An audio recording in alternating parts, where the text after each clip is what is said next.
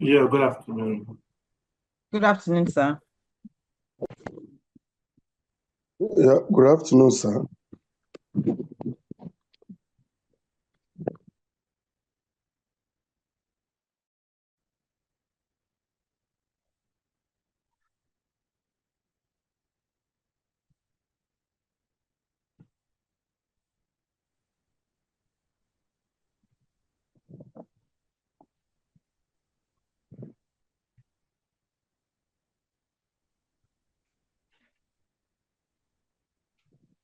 Good afternoon, everyone. Good afternoon, good afternoon, good afternoon. Awesome, awesome. Good afternoon, sir. Good afternoon. It's good to be here. Thank you for joining in. We are seeing people from Port Harcourt joining. If you're kindly let us know your location. We're about to start.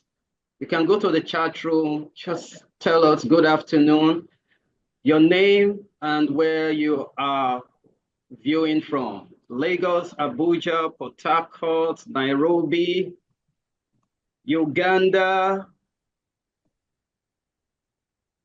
You are viewing from Ado-Ekiti, Benin City, Port Harcourt, from Sokoto, from Maiduguri, from Abuja. Just indicate and let us know so that we celebrate you. Thank you so much. 35 people on the call. We just want to keep with time and we're starting right now. Thank you so much. Our guest is in the house. Our guest is in the house. Kindly go to the chat room and let us know where you are viewing from. Please do that. And if you can hear me, please go to the chat room and say yes. If I'm audible enough, go to the chat room and say yes.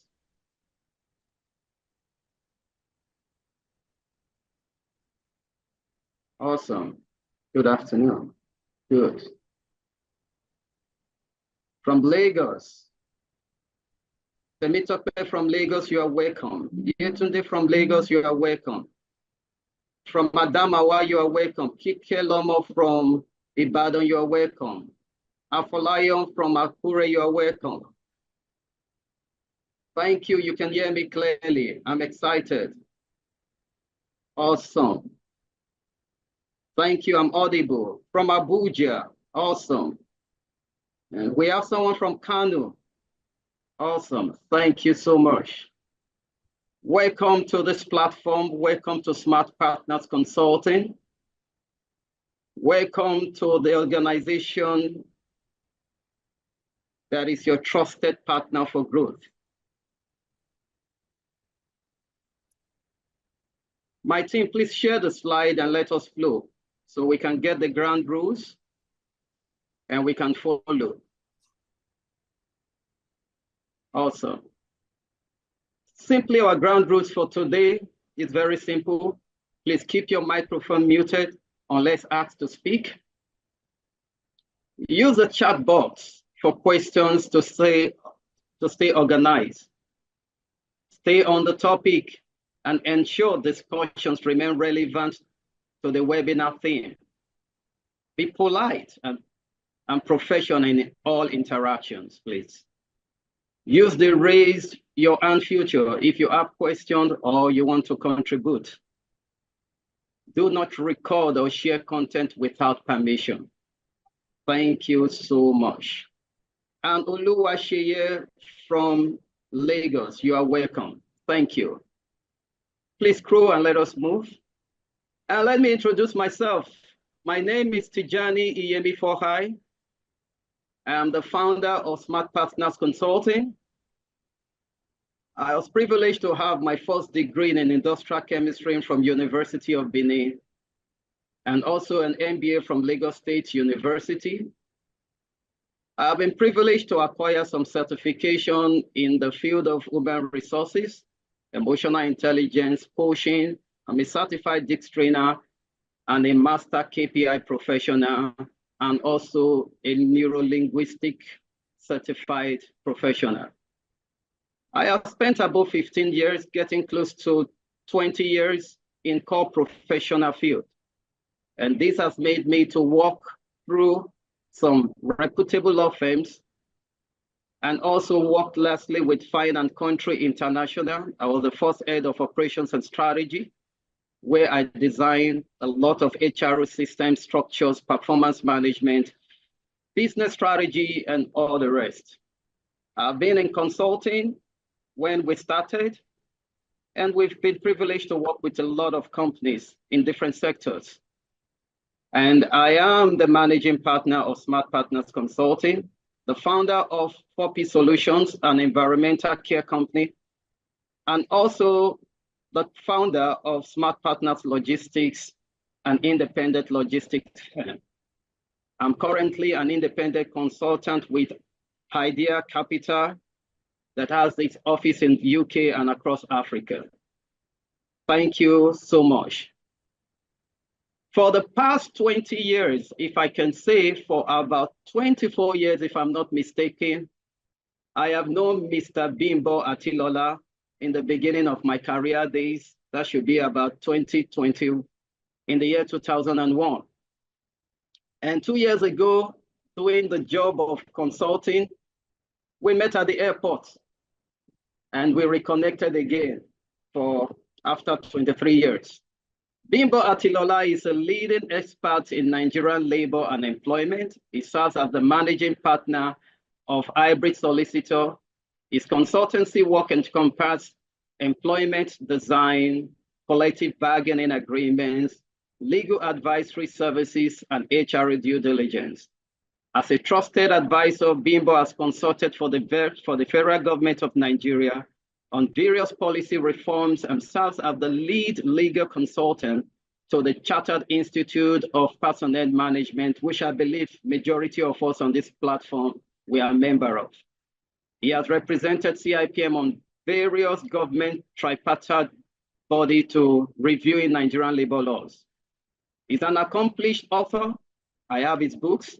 Bimbo is a publisher and editor and the chief editor-in-chief of Labor Law Review, and has authored numerous influential works in Nigerian labor and employment law, many of which have been cited by the National Industrial Court of Nigeria.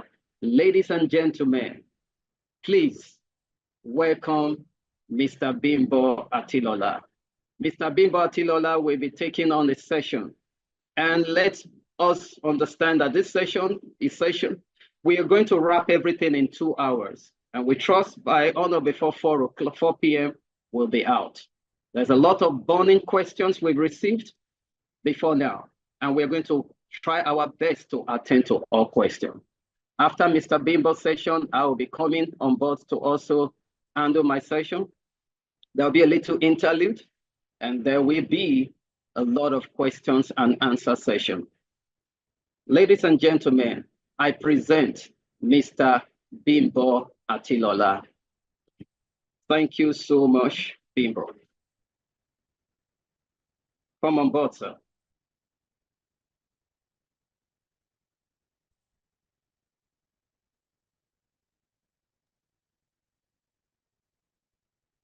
Good afternoon, distinguished ladies and gentlemen.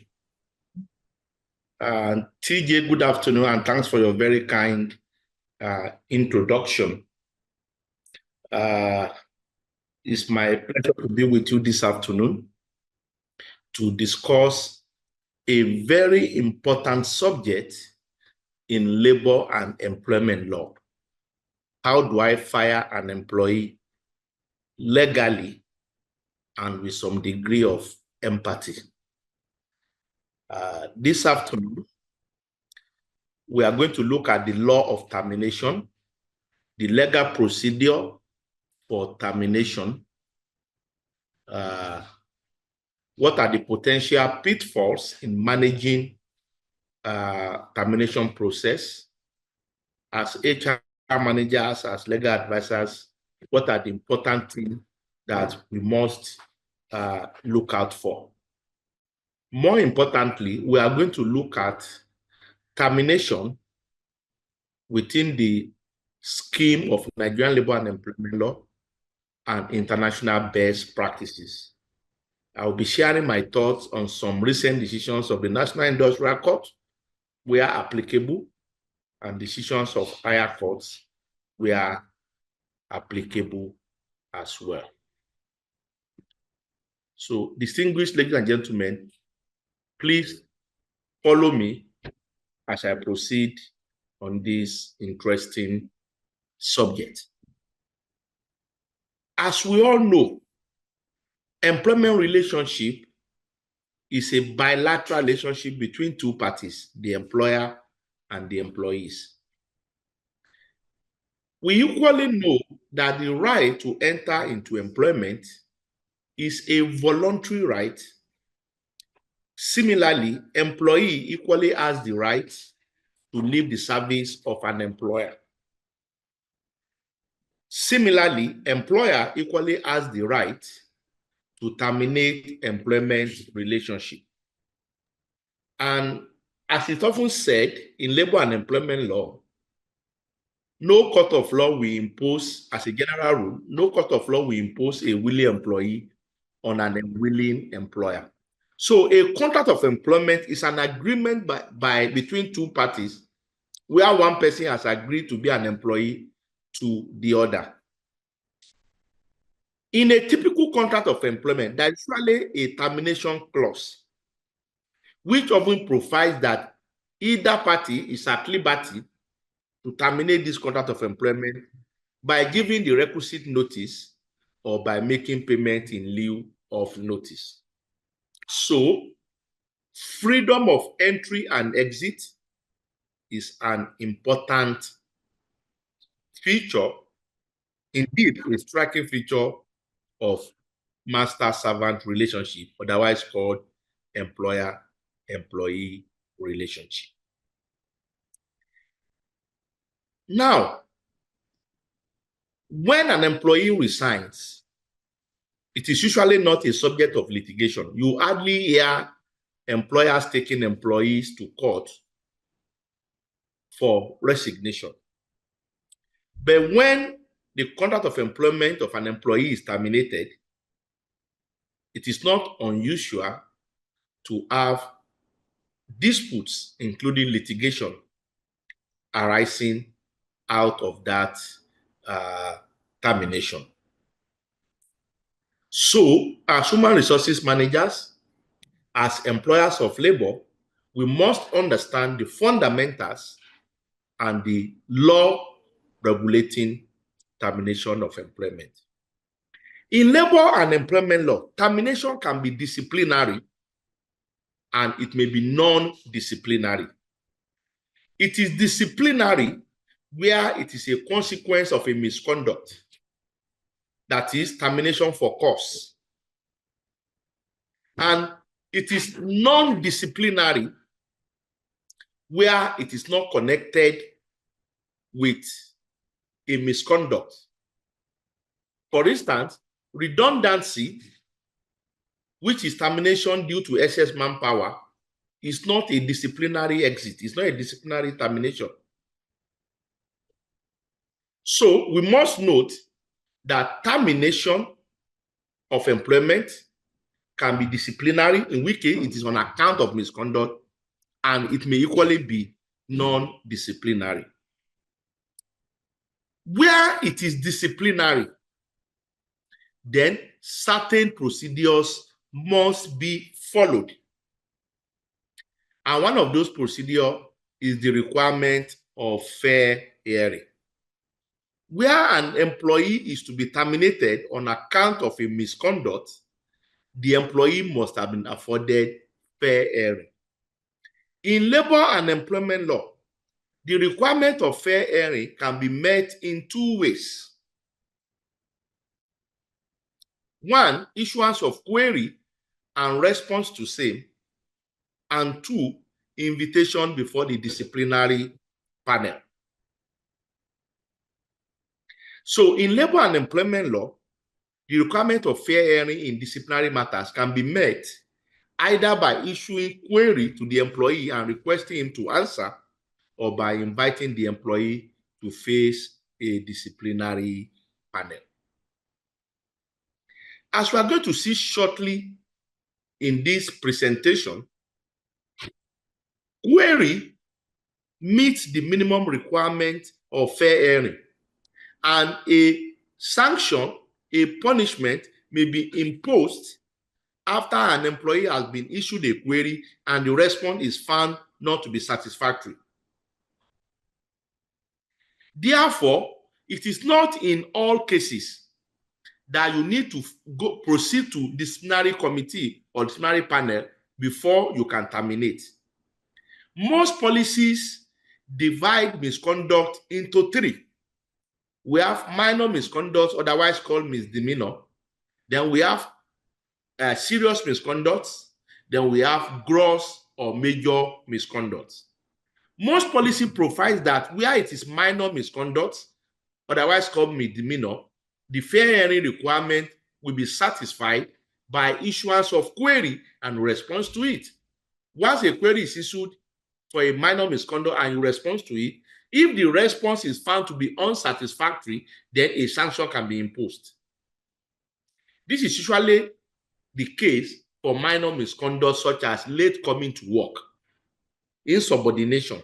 You can't, it is unreasonable or funny to invite somebody to come and face a DC for late coming to work. Who does that? So minor misconduct usually end at query and response to query level. But for serious and gross misconduct, which sanction may lead to serious sanctions such as suspension, termination, or dismissal, most policy usually provides that you proceed to a DC. So it is not the law that all disciplinary process must get to disciplinary panel. As a matter of fact, a number of disciplinary sanctions can be taken after issuance of query and response to it without proceeding to disciplinary committee, unless by your policy, the misconduct in question falls under the category of gross misconduct or serious misconduct, which your policy has stated that it must proceed to a DC.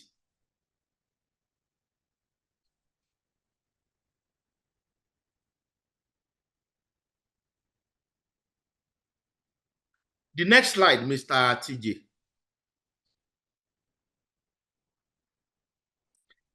The starting point in disciplinary matters is that you must follow your disciplinary policy or your employee handbook. Now, let me quickly say this. The least requirement, the most important requirement in disciplinary matters is that you must have a professionally designed policies on discipline and disciplinary procedures.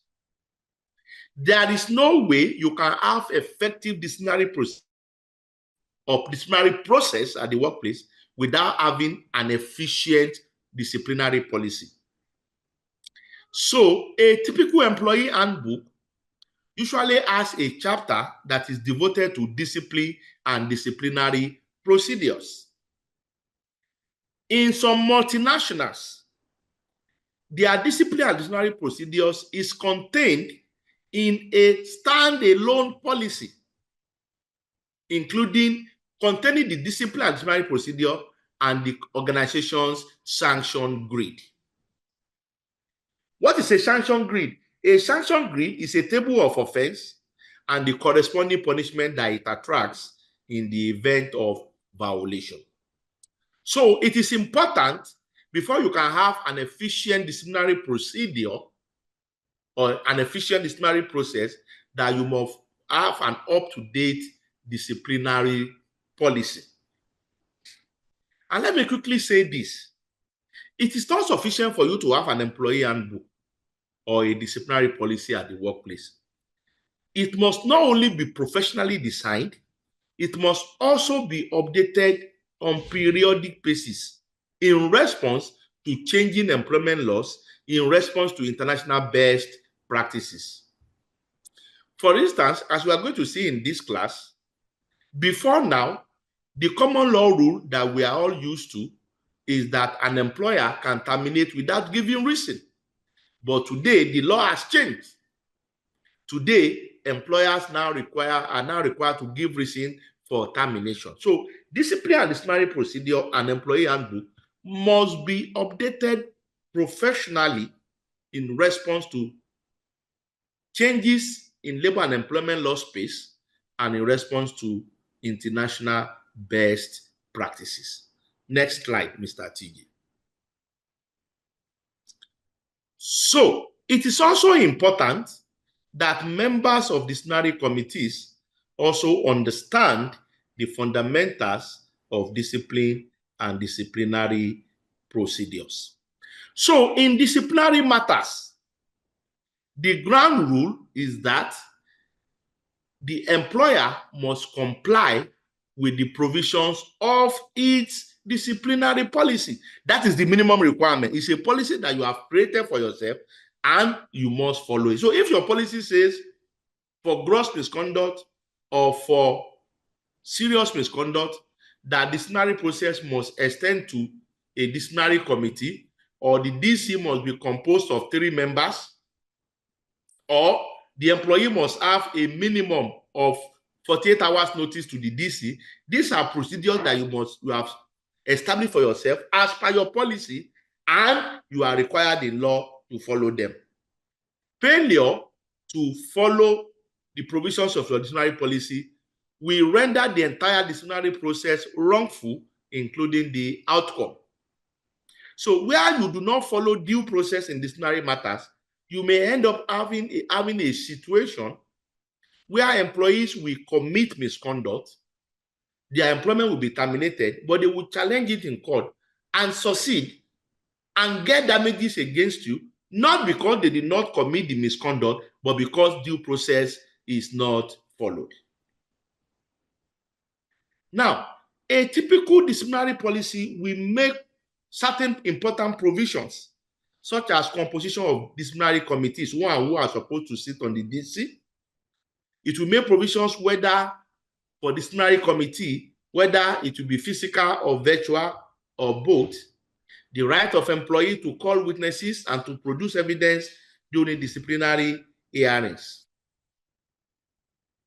Most disciplinary policy also makes provision for right of appeal, where an employee is dissatisfied with a disciplinary outcome. Most policy makes provision for right of appeal within a specified period. And where your employee handbook or disciplinary policy has provision for an appeal, where an employee exercises that right of appeal, then the appeal must be determined and the outcome communicated to the employee. These are basic provisions. Now, the next question. For termination, should letter of termination state reason? So, this has been a major controversy in recent time. Under the common law, the rule that we are all used to is that an employer need not give reason for termination. And that is why most employers prefer to use the word services no longer required. And that has been the practice over the years.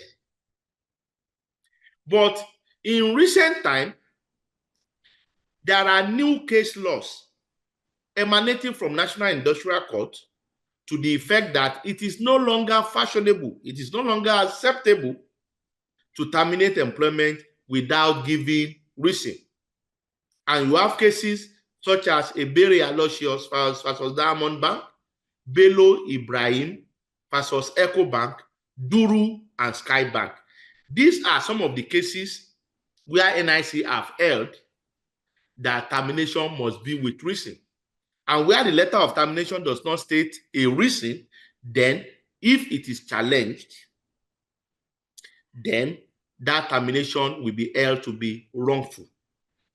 And because we are now required to give reason, that places another obligation on the human resources managers.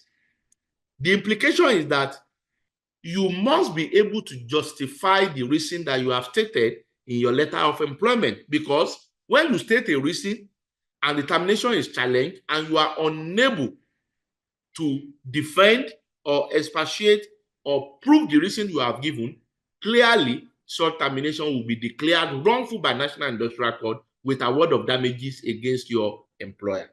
So as HR managers, you are not only the custodian of the disciplinary policy, you are also a risk manager in human resources management. You must ensure that the termination process is done professionally, legally, with minimum risk to your employers. Let me quickly say this. Gone are those days where employees leave matters to God. Today, especially with the Gen Zs, they are very conscious of their workplace rights, and they are willing to challenge any perceived infraction of their rights in National Industrial Court.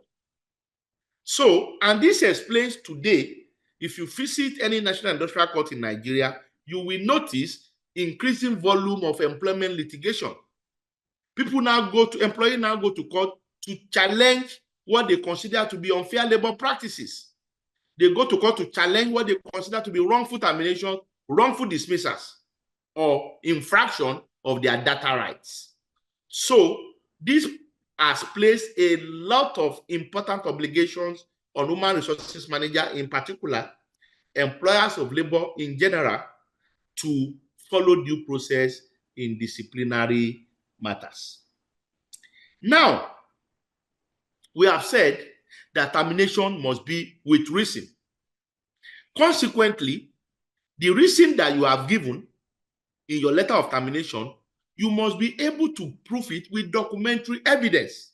If you are terminating an employee on account of poor performance, and you do not have a documented performance appraisal in the last 2 years, and that termination is challenged, you don't need to be told that the employee is going to win the case. You are saying it's due to poor performance, and you have not done performance appraisal in the last 2 years.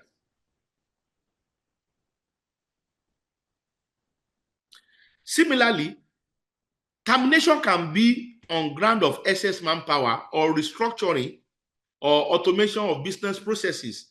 In law, we call this redundancy. What is redundancy? Section 20 of the Labor Act defines redundancy as involuntary loss of job due to excess manpower. So redundancy in essence means a situation where you declare surplus labor due to excess manpower occasioned by different factors, which may include automation of business processes, closure of a department, closure of a production line. It can be due to mergers and acquisition or any other form of corporate restructuring that is capable of doing what? Of limiting manpower requirements. Even when you outsource a business process, that simple decision can trigger redundancy. Redundancy has a procedure defined in Section 20 of the Labor Act. There must be consultation with the trade unions if the company is unionized, and if they are not unionized, you must consult with the workers directly, and you must negotiate redundancy pay. For a unionized company, the need to consult is even much more important because the employees are represented by trade unions. Now, when you terminate, of course, every letter of employment has a termination clause that says the employer is at liberty, or either party is at liberty to terminate the contract of employment by giving notice or by making payment in lieu of notice. Everybody knows that it is only employee that gives notice of resignation. Employer don't give notice of termination. What employers do is to make payment in lieu of notice. And it's for obvious reason. Of course, no employer will give an employee 1 month notice of intention to terminate. So what employers do is to give payment in lieu of notice. The law is that payment in lieu of notice must be contemporaneous, that is, must be simultaneous with issuance of letter of termination. Supreme Court, in the case of Chukuma and Shell BP, said that payment in lieu of notice must be contemporaneous with the issuance of letter of termination, meaning that it must be simultaneous. It is not something that can be delayed until completion of exit process or until certain days later. Other terminal benefits, if any, such as gratuity, accrued bonuses, etc., can be paid upon completion of exit clearance process, but payment in lieu of notice, the law says it must be contemporaneous, meaning that it must be simultaneously done with the issuance of letter of termination. In fact, in those days, payment in lieu is usually by way of a check attached to the letter of termination.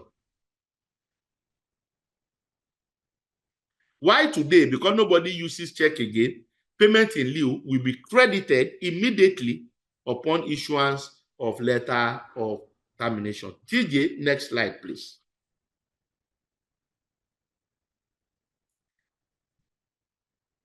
Continue, I've passed all these places. I've passed all these places. So continue. Yes, let's quickly go to the law of summary dismissal. Of course, we all know that there is a difference between termination and dismissal. Termination is with notice or payment in lieu of notice. Termination is with terminal benefits, if any. While dismissal, otherwise called summary dismissal, is on account of gross misconduct. Dismissal is on account of gross misconduct. What is gross misconduct? Gross misconduct are weighty misbehaviors at the workplace, which are considered to be of a very grave and weighty character as to undermine the relationship of trust that exists between employer and employee. A typical employee handbook usually devotes a section to defining what constitutes gross misconduct at the workplace and which may attract summary dismissal. So most of the misconduct that you see that constitute gross misconduct that may warrant summary dismissal include acts of conflict of interest, bribery and corruption, drug addiction at the workplace, drunkenness at the workplace, willful disobedience to lawful orders, gross insubordination, willful violation of standard operating procedures, etc., etc. Today, we also have what is called social media misconduct. You see, the social media explosion in the last 1 decade has been very, very phenomenal. Phenomenal in the sense that there is hardly any literate person today that doesn't have one social media account or the other, be it Instagram, be it Facebook, be it, what are the other ones? WhatsApp, etc., etc. Even corporate organizations today now have social media handle through which they make external corporate communications. But we have also discovered that social media, while it has its advantages to human resources management, of course, social media today has become an important tool of executive search and recruitment. those days, TJ, when one is looking for job, you go to pages of newspaper, Guardian newspaper, Tuesday and Thursday. That is where we find job those days, but not anymore. Today, job search has moved to social media, LinkedIn, and other professional sites. In fact, the entire value chain of human resources manager now require or now involve the use of social media, be it executive selection, even interview, including pre-employment social media checks for sensitive roles. So, conversely, social media is equally a threat and a potential source of damage to corporate image and brand. And employees' social media comments and conduct inadvertently may expose a corporate brand to damage. So today, employers now have what is called social media policy. Employers now have what is called social media policy. And by this policy, employees are reminded that they have the right to freedom of speech and expression, including the freedom to own any social media account of their choice, but with a caveat that they should exercise due care and professional judgment to ensure that their social media comments and activities do not have adverse consequences on the company's image and brand. So, a social media misconduct having bearing on employer's brand can be a ground for disciplinary actions.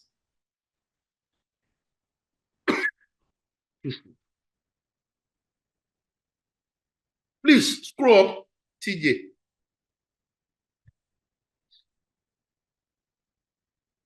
Scroll up, scroll up. Scroll. Let's quickly go to post-termination or post-resignation discovery of gross misconduct. There are situations where employee has tendered their resignation and they have left. You might have even done send-off party to wish them well. And weeks after, maybe an audit is carried out and you now discover that the employee has been engaged in some misconduct, which if earlier discovered before their resignation would have probably led to their summary dismissal or termination.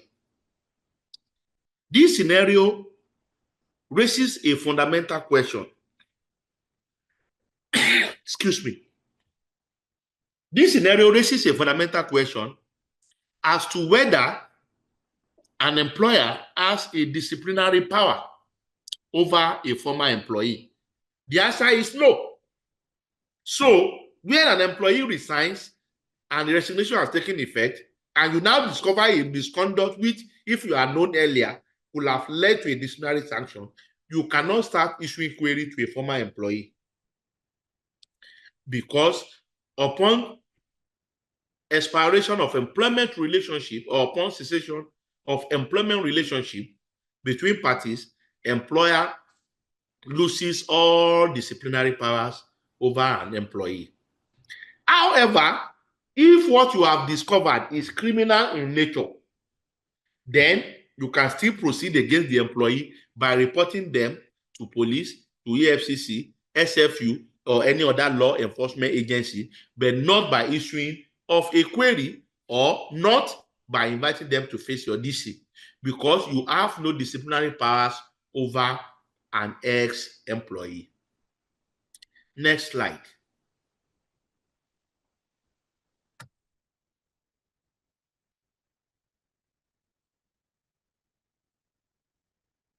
There is this practice among HR managers and employers of labor generally, where they will tell employees to go and tender their resignation. Please go and tender your resignation. In law, forced resignation, which some of you call counseled resignation, is actually an unfair labor practice. And in law, in labor and employment law, it is called constructive dismissal. So it is a bad practice to advise employee to resign. Because if the employee can prove it that the resignation wasn't voluntary, but at the request of the employer, then in law, and it challenges it, it is called constructive dismissal. Yes, HR manager will say, we are trying to help their career. You know, it's better to resign than to be terminated, so that is good for you when you are looking for a job. My advice is that you terminate their employment. Let them now be the one coming to meet you to say, please help me convert it to resignation. And when they make that request, tell them to send it, to make that request in email, by email, so that when they make it by email, you can now consider it and substitute it with letter of resignation. In which case, it will now be documented that they were terminated, though they are the one who asked for it. It is safer, because these days employees now go around with recording tapes to prove that their resignation is not voluntary, but it was an advice of their employer or their report manager. So the practice of forced resignation, otherwise called counsel resignation or advice to resign, is not only an unfair labor practice, but constructive dismissal. Terminate. Let them now be the one to ask for it. When they now ask for it, then you can assist them with a substitution with letter of resignation. And that request will be in writing. So that in future, in case they want to challenge it, you can tell them, look, you were terminated. You asked for it. So it is good to help protect their career progression, but let the request come from them. Don't be the one to say you are advised to go and resign or tender your resignation letter. No.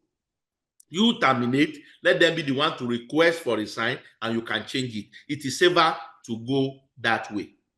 The court have held in several cases that where an employee can prove that the resignation was at the request of the employer, then it is wrongful and damages will be awarded for constructive dismissal. And you can see the popular case of Patrick Modilim versus UBA.